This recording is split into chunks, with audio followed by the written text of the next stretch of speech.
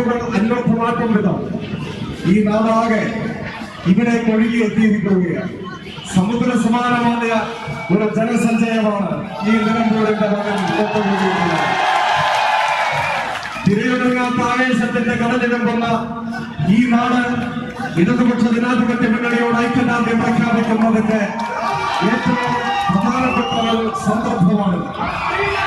നാട് ഇടതുപക്ഷത്തിന്റെ ഐക്യദാർഢ്യം പ്രഖ്യാപിക്കാൻ കാരണം അവരുടെ സ്വന്തം ജീവിതാനുഭവങ്ങളെ മുൻനിർത്തിയാണ്.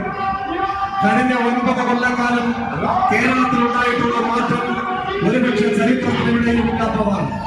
വീട്ടമ്മമാരുടെ പെൻഷൻ പദ്ധതി നടപ്പാക്കാൻ പോകുന്ന കേരളം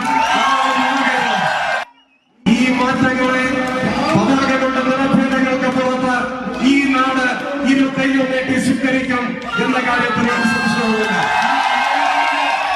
പലപ്പോഴും വിവാദങ്ങൾ ഉയർത്തിക്കൊണ്ടുവരാൻ ശ്രമിച്ചു, വിവാദങ്ങളിലേക്ക് ഈ നാടിനെ തള്ളിയിടാൻ ശ്രമിച്ചു, വിദ്വേഷം വിതയ്ക്കാൻ ശ്രമിച്ചു, സ്പർദ്ധയുണ്ടാക്കാൻ ശ്രമിച്ചു.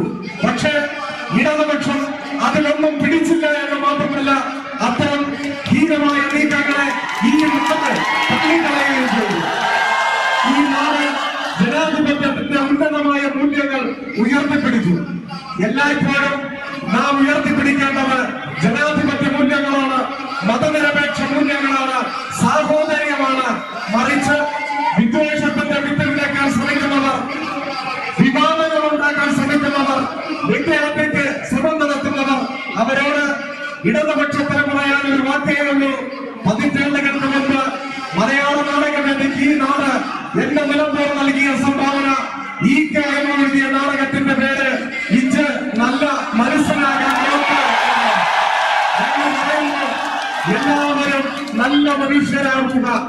നല്ല മനുഷ്യർ എല്ലായ്പ്പോഴും ജനാധിപത്യത്തെയും മതനിരപേക്ഷതയെയും പ്രതിനിധാനം ചെയ്യും, ഉയർത്തിപ്പിടിക്കും. അതുകൊണ്ട് വൈകിയെങ്കിലും സുഹൃത്തുക്കളെ എല്ലാവരും നല്ല മനുഷ്യരാകാൻ ശ്രമിക്കുക.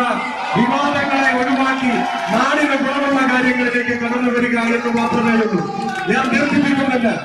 നേരത്തെ സൂചിപ്പിച്ച ഈ നാടിനെ ലോക നിലവാരത്തിലേക്ക് ആനയിച്ച ഇടതുപക്ഷ ജനാധിപത്യ മുന്നണി ഗവൺമെന്റിന്റെ മഹത്തായ നേട്ടങ്ങൾ, അത് പവർ കട്ട് ഇല്ലാതാക്കിയതായാലും ക്ഷേമ പെൻഷൻ ഇന്ത്യയിൽ കേരളത്തിൽ മാത്രമാണ് 1600 രൂപ പ്രതിമാസ പെൻഷൻ നൽകുന്നത്. അത് 60 ലക്ഷം മനുഷ്യരുടെ ജീവിതത്തിൽ ഒരാശ്വാസമായി കടന്നു വരികയാണ്. അത് കൈക്കൂലിയാണെന്ന് പറയുന്നവരോട് ഈ നാട് കണക്ക് കൊടുക്കും എന്ന കാര്യത്തിൽ ഒരു സംശയവുമില്ല.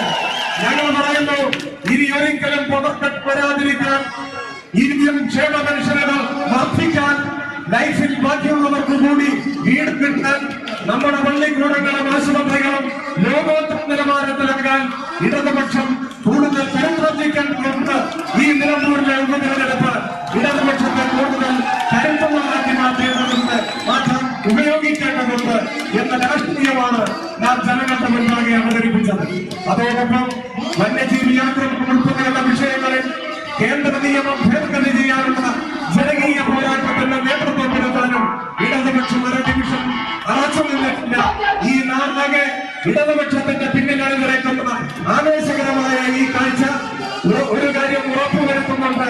നാളെ കേരളം കൂടുതൽ അഭിമാനകരമായ ഇടത്ത് ലോകം കാണും. കേരളത്തിലേക്ക് ലോകത്തിന്റെ കണ്ണുകൾ കൂടുതൽ പതിയും. നമ്മുടെ നാട് ലോകത്തിന്റെ അഭിമാനമായി മാറും. അങ്ങനെ മാറുമ്പോൾ മഹത്തായ വൈഭവവും ചരിത്രവുമുള്ള ഈ നിലമ്പൂരും കൂടുതൽ വളരേണ്ടതുണ്ട്. വികസന സാധ്യതകൾ ഉപയോഗിക്കേണ്ടതുണ്ട്. നിലമ്പൂരിന് അനുയോജ്യവും ശാസ്ത്രീയവും പ്രായോഗികവുമായ വികസന പന്ഥാവിൽ നിലമ്പൂരിനെ നയിക്കാനുള്ള ആദ്യ ചുമതല